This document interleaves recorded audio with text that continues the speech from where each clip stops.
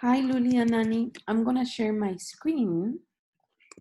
And today we are going to talk about the prairie and the web of life on the prairie. Okay? In Central North America, that's where much of the prairie ecosystem remains today. And in the 18th century, it was a huge, a really big region of grassland, meaning land that had a lot of grass. It had few trees except near rivers and streams. For the vocabulary today, we have the word prairie, pradera. So it's a big area that has some hills and a few trees. Oh, sorry for the mistake here. And it mostly has grass.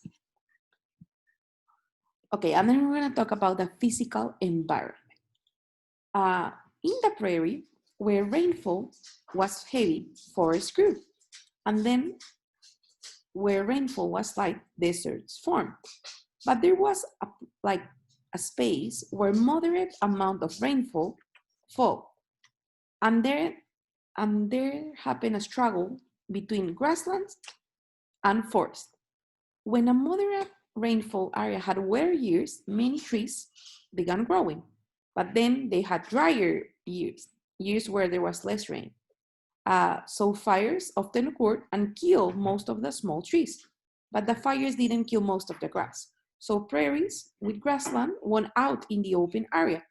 When the areas were moist and protected, this didn't happen. Forests grew. So you have big spaces. When you had a wet year, trees would grow.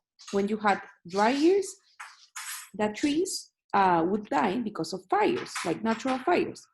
So wetter spaces had forest and drier spaces had grassland.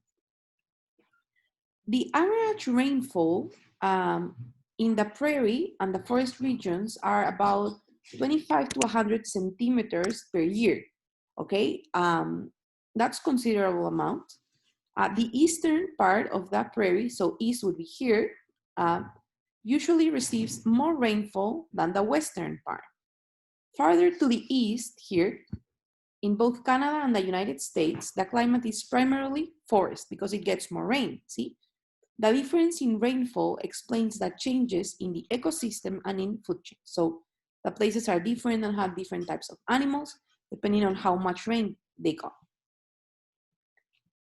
But grasslands not only occur in the United States or Canada, it happens throughout all of the world.